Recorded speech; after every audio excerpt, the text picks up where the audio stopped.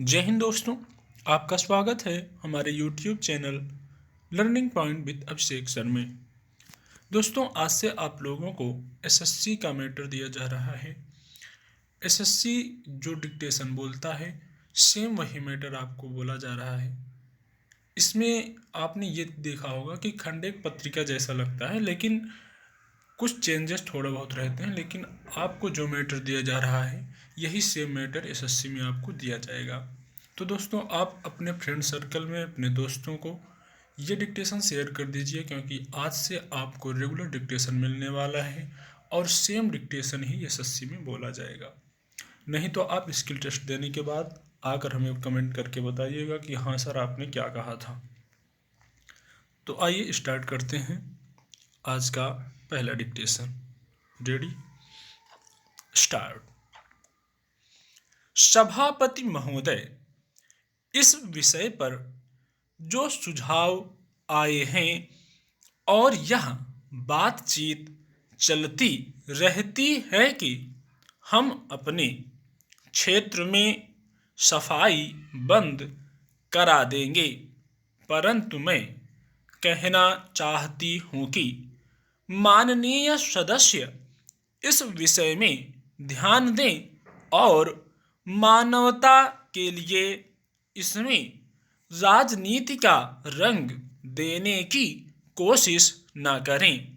मैं अनुरोध करूंगी कि सदस्यों की जो समस्याएं हैं उनको ध्यान में रखते हुए ऐसी नीति अपनाने की कोशिश करें जिससे सहयोग का वातावरण उत्पन्न हो और उसमें राजनीति न आने पाए। हमारे सामने एक मंजिल हो कि हमें जनता का काम करना है, क्योंकि जनता के लिए हम चुनकर आए हैं। इसमें पार्टी का प्रश्न नहीं होना चाहिए।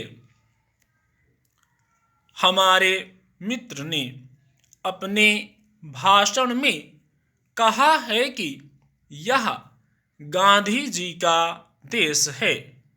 हम महात्मा गांधी के सिद्धांतों पर चलते हैं। मैं कहना चाहती हूँ कि केवल आपको या हमें ही नहीं बल्कि सारे देश को और सारे सदन को यह जानना चाहिए कि गांधी जी के सिद्धांत क्या थे, गांधी जी क्या चाहते थे।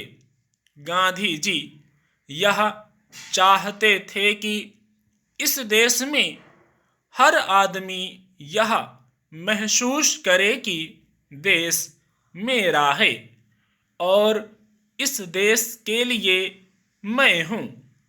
पर आज इस देश के आदमी की क्या हालत है, वह इस हालत में नहीं है कि वह अपने को इंसान कह सके।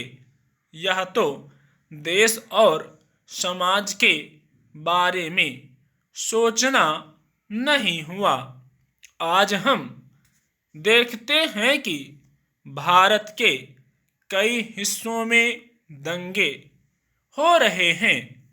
इन्हें किस तरीके से हल किया जाए, इसके बारे में भी राष्ट्रपति जी के भाषण में कोई जिक्र नहीं है।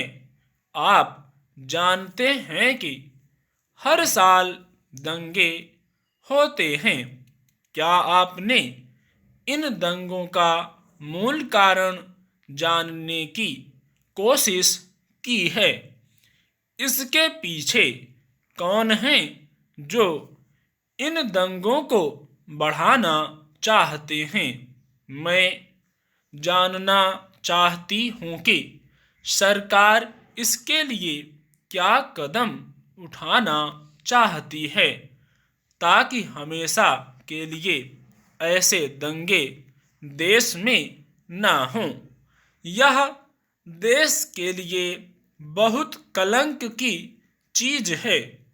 जो दंगे करने वाले हैं, चाहे वे किसी जगह के रहने वाले हों, उनका समाज के अंदर कोई स्थान नहीं होना चाहिए। सरकार को तो इस बात की कोई चिंता नहीं है। राष्ट्रपति जी के भाषण को पढ़ने के बाद हमें ऐसा मालूम होता है कि जो आम जनता की समस्याएं हैं, उनके बारे में इसमें कोई ध्यान नहीं दिया गया।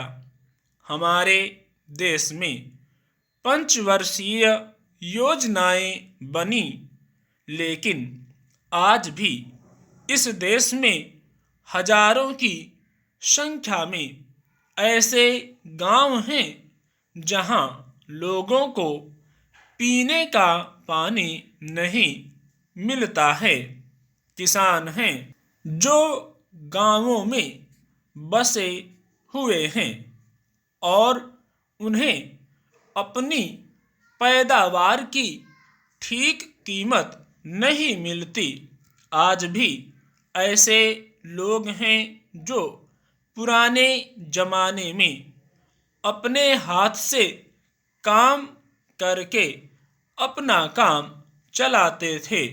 मैं यहाँ पर आपको अवगत कराना चाहता हूँ कि मुख्यमंत्रियों ने देश में राष्ट्रीय मानव अधिकार आयोग गठित करने के केंद्र सरकार के प्रस्ताव का सिद्धांत रूप से अनुमोदन कर दिया और प्रस्तावित आयोग के गठन संबंधी कानून का मसौदा तैयार करने तथा उसके विस्तार के लिए संबंधित केंद्रीय मंत्रियों और 5 मुख्यमंत्रियों की एक समिति बनाने का फैसला किया है, जो अक्टूबर के अंत तक अपना प्रतिवेदन सरकार को प्रस्तुत कर देगी। कांग्रेस ने अपने चुनाव घोषणा पत्र में यह कहा था कि सत्ता में आने के 1 वर्ष के अंदर मानव अधिकार आयोग का गठन किया जाएगा, जो कानून बनाकर मानव अधिकारों की रक्षा करेगा। यह आयोग मानव अधिकारों के हनन की शिकायत की जांच करेगा और शिकायतों का निपटारा करेगा, खास तौर से विभिन्न वर्गों और श्रेणियों के लोगों के मानव अधिकारों को संरक्षण प्रदान करेगा।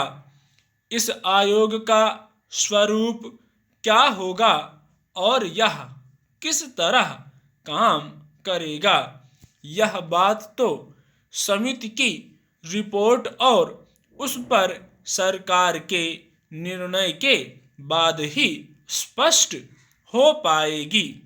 निश्चित ही यह बात सही है कि इस तरह के आयोग के गठन के लिए कानून बनाना होगा।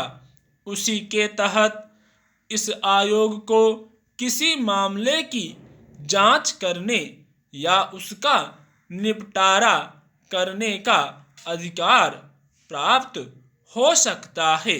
मानव अधिकारों का आज जो हनन हो रहा है वह 2 प्रकार से हो रहा है। एक तरफ सरकारी मशीनरी के खिलाफ शिकायतें आती हैं और दूसरी तरफ कुछ वर्ग विशेष दूसरे वर्गों पर अपने स्वार्थों के लिए अत्याचार करते हैं। प्रस्तावित आयोग जब इन दोनों पक्षों पर कार्रवाई करेगा तभी इसकी सार्थकता सिद्ध होगी।